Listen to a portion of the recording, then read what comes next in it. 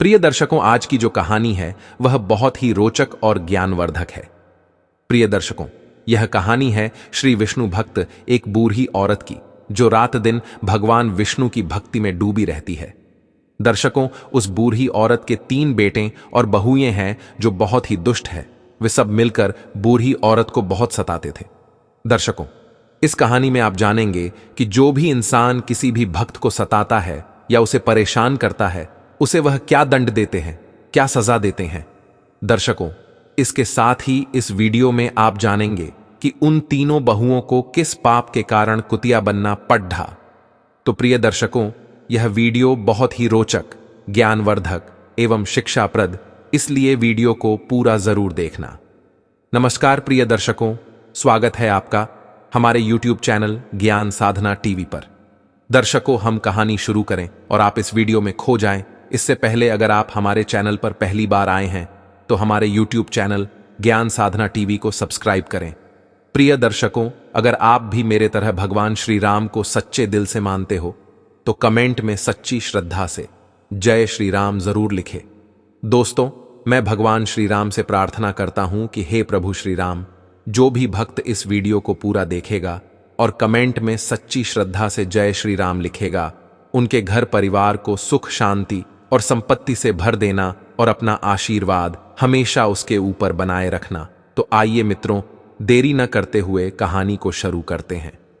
प्रिय दर्शकों, एक छोटे से गांव मदनपुर में एक बुढ़िया रहती थी। उसकी 3 बहुएं और 3 बेटे थे। बुढ़िया मां बहुत धार्मिक थी और हर दिन पूजा पाठ में समय बिताती थी। वह सुबह सुबह उठकर गंगा स्नान करने जाती और भगवान विष्णु और माता लक्ष्मी की पूजा करती थी। कार्तिक महीने में वह विशेष रूप से स्नान और पूजा करती थी। इस दौरान वह माखन मिश्री, दही मिश्री और तुलसी के पत्तों का भोग भगवान को चढ़ाती थी और प्रसाद अड़ोसी पड़ोसी में बांटती थी।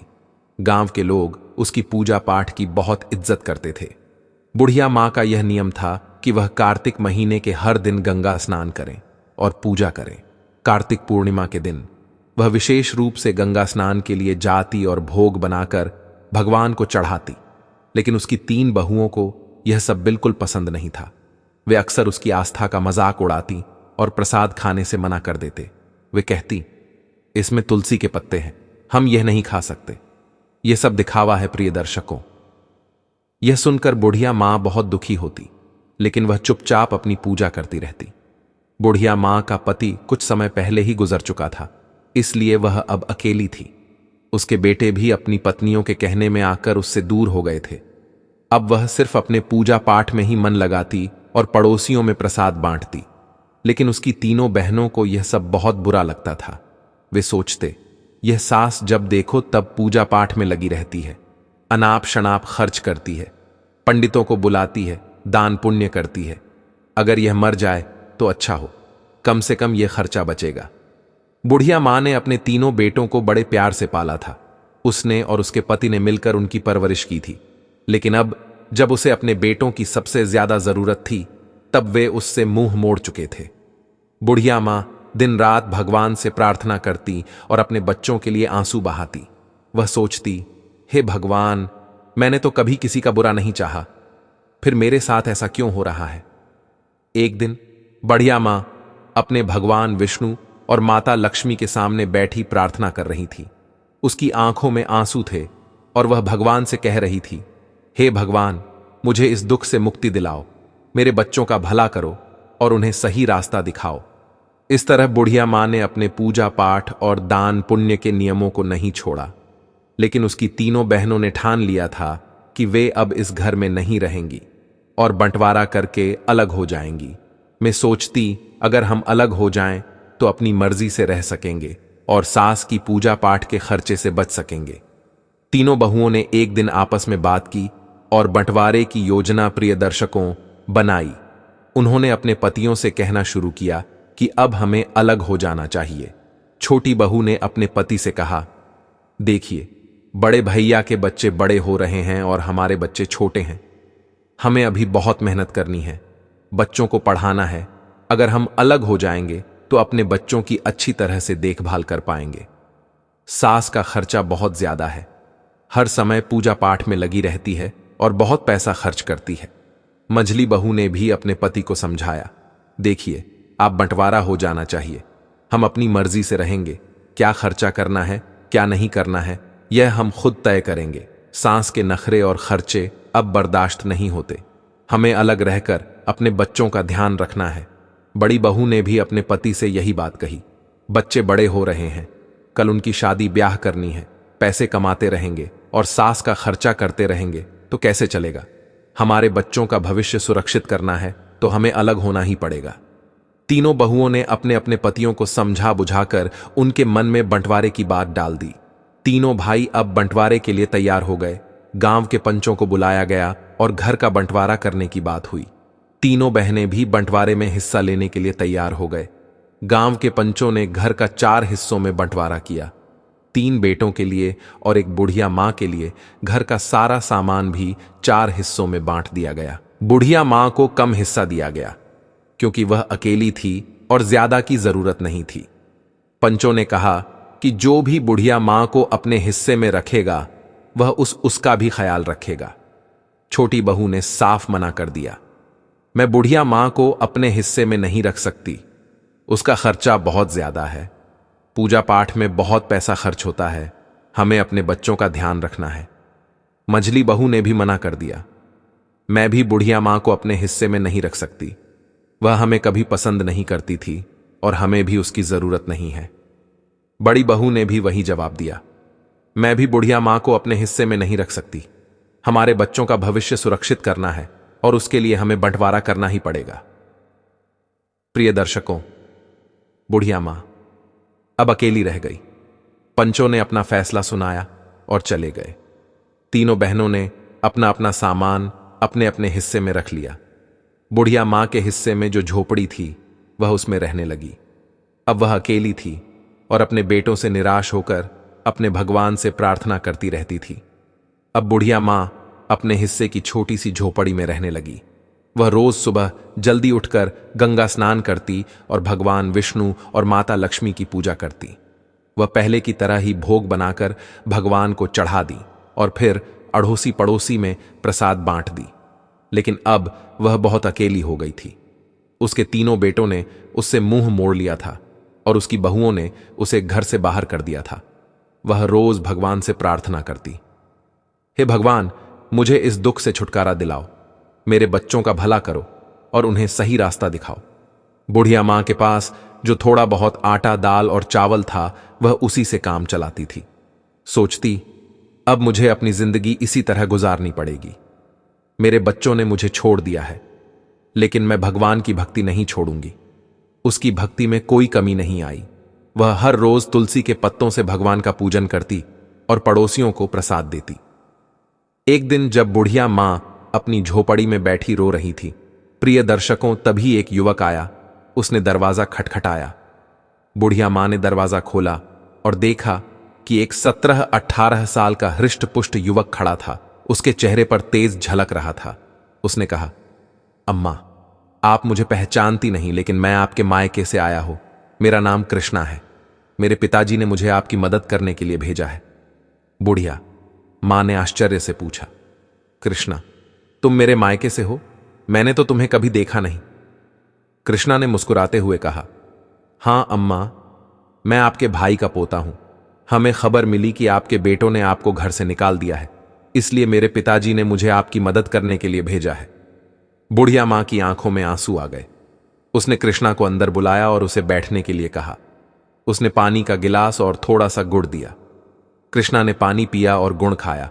फिर उसने अपनी थैली से कुछ खाने का सामान, कपड़े और दवाइयां निकाली। उसने कहा, अम्मा, यह सब सामान मैंने आपके लिए लाया हूं। आप भूखी मत रहना, हम रोज आपको खाना भिजवा देंगे। बुढ़िया मां ने कृष्णा को आशीर्वाद दिया और कहा, बेटा, तुम्हारा बहुत बहुत धन्यवाद। तुमने मेरे लिए जो किया है उसके लिए मैं भगवान से तुम्हारे सुख समृद्धि की प्रार्थना करूंगी।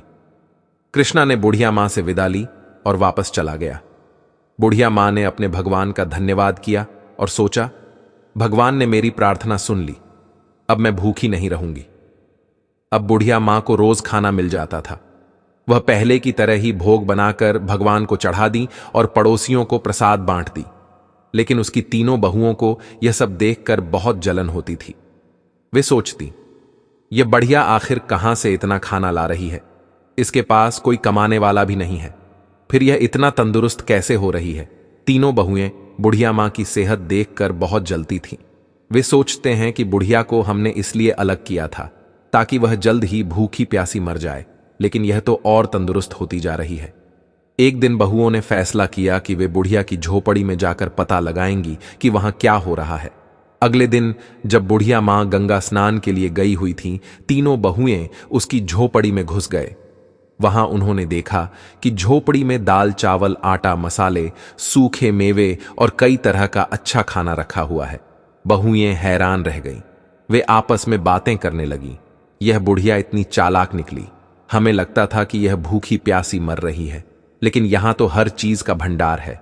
बड़ी बहू ने कहा, इसने जरूर हमारे घर से चोरी करके यह सब जमा किया है।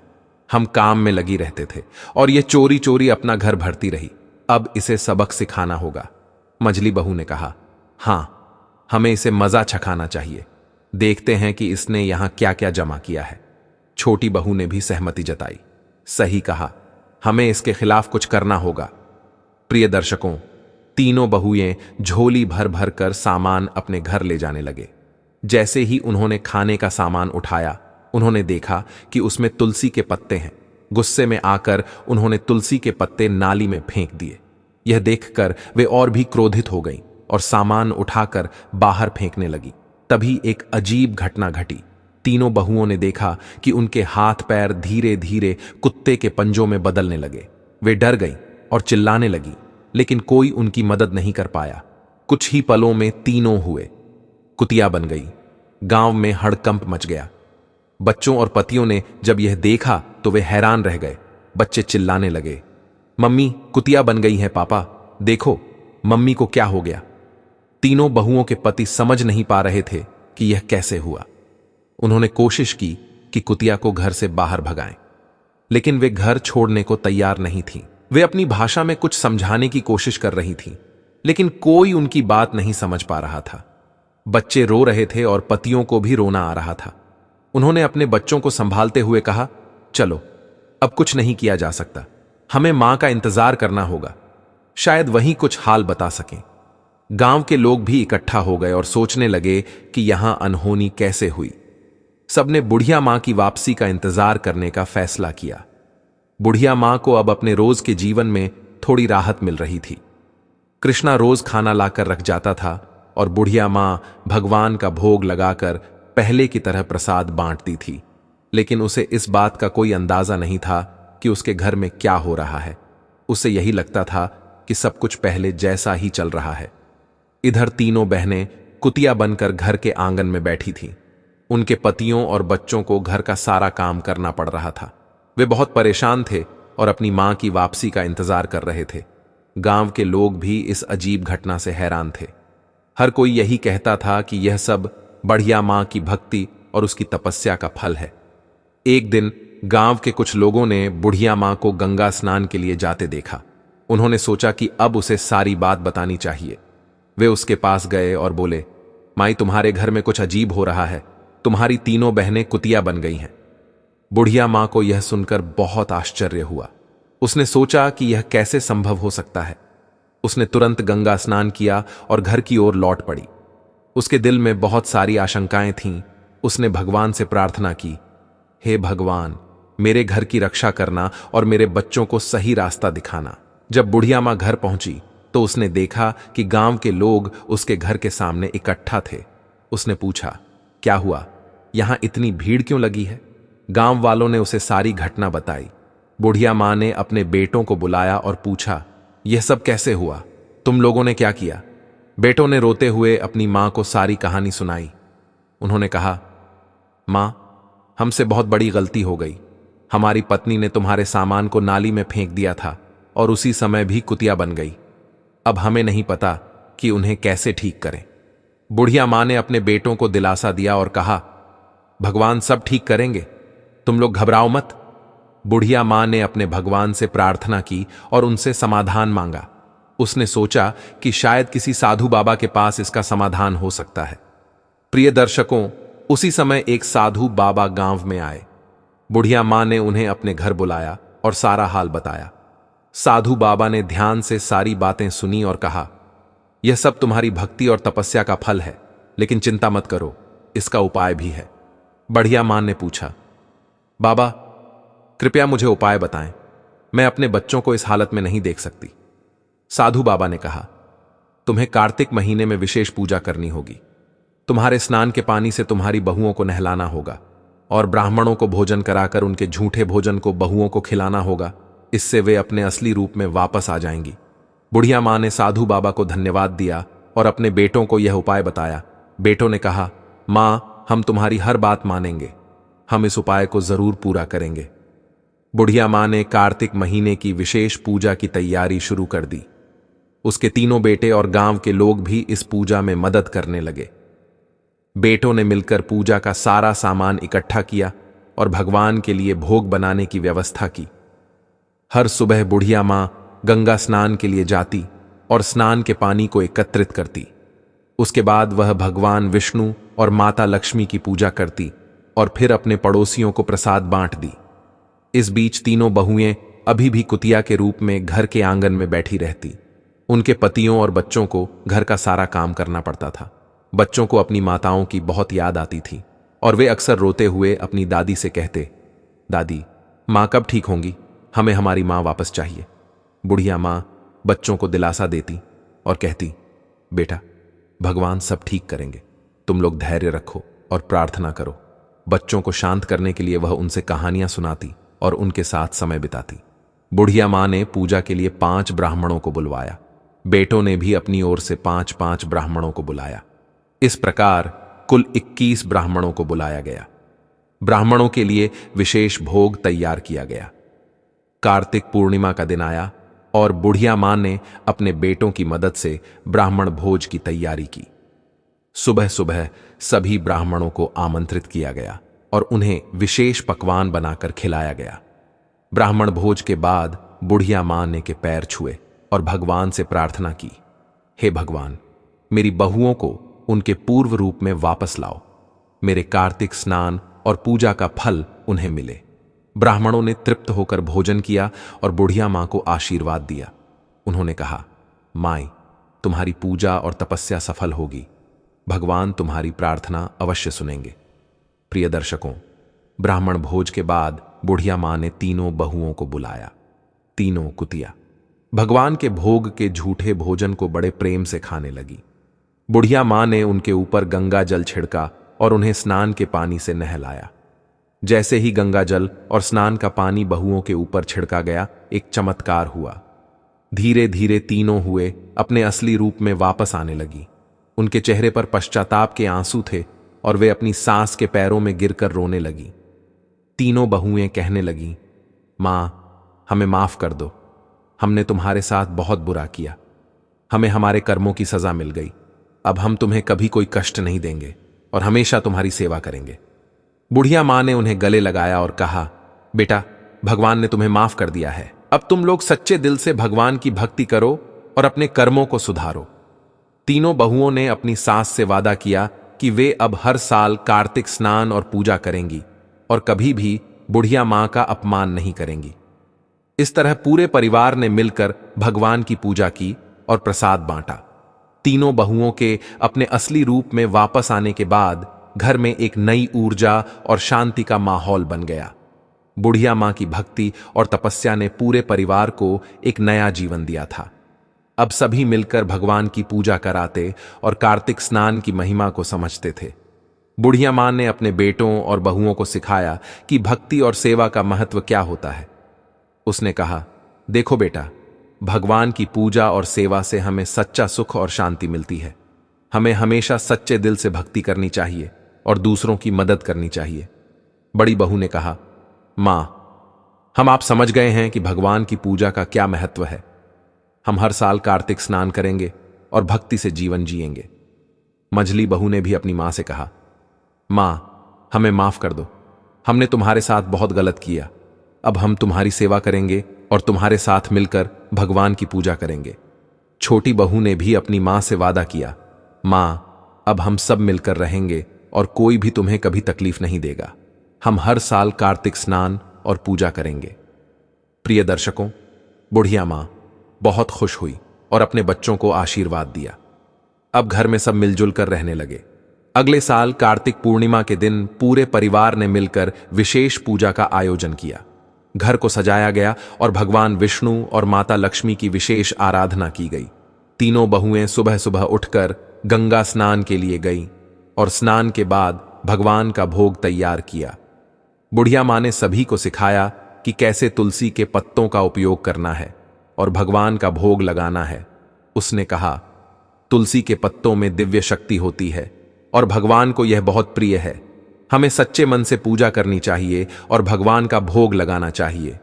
तीनों बहुओं ने पूरी श्रद्धा के साथ पूजा की और भगवान का भोग लगाया। उसके बाद सभी ने मिलकर प्रसाद बांटा और गांव के लोगों को भी बुलाया। गांव के लोग भी बुढ़िया मां की भक्ति और तपस्या की तारीफ करने लगे।